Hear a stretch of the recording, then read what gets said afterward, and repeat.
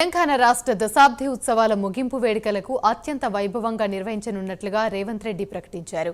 ఈసారి ఉదయం సాయంత్రం 2 పూటల ఘనంగా వేడుకలను ఏర్పాట్లు చేస్తున్నట్లు తెలిపారు. జూన్ 2 ఉదయం 9:30 గన్ పార్కులో అమరవీరుల స్తూపం వద్ద తెలంగాణ రాష్ట్ర సాధనలో అమరులైన వారి కోసం సీఎం రేవంత్ రెడ్డి నివాళులర్పిస్తారు. అనంతరం ఉదయం 10 గంటలకు పరేడ్ గ్రౌండ్లో జాతీయ పతాకావిష్కరణ చేస్తారు.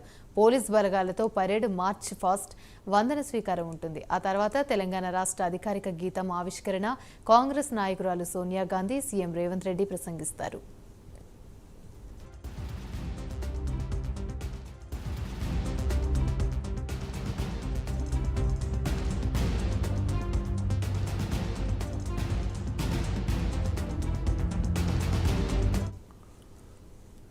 అలాగే సాయంత్రం ట్యాంక్ బండ్పై తెలంగాణ ఆవిర్భావ వేడుకలు ప్రారంభమవుతాయి. తెలంగాణకు సంబంధించిన హస్తకళలు, ప్రత్యేక ఉత్పత్తులు, వివిధ రకాల ఫుడ్ స్టాల్స్ ట్యాంక్ బండ్పై ఏర్పాట్లు చేస్తున్నారు.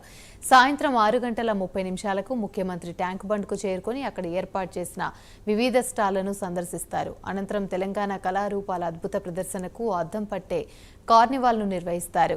దాదాపు 700 మంది కళాకారులు ఇందులో పాల్గొంటారు. వీటితో పాటు వివిధ సాంస్కృతిక నృత్య ప్రదర్శనలతో వేడుకలు ఘనంగా నిర్వహించేందుకు భారీ ఏర్పాట్లు చేస్తున్నారు.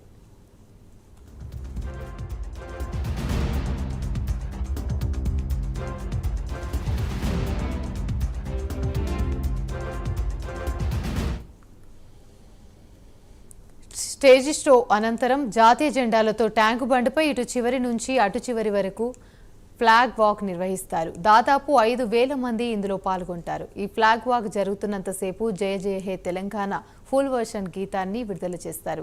అదే వేదికపై తెలంగాణ కవి శ్రీ అందశ్రీ, సంగీత దర్శకుడు శ్రీ ఎంఎం కీరవాణి పాల్గొంటారు. రాత్రి 8:50 10 నిమిషాల పాటు హుసేన్ సాగర్ మీదుగా ఆకాశంలో రంగులు విరచిమ్మేలా బాణసంచా కార్యక్రమంతో వేడుకలను ఘనంగా ముగిస్తారు.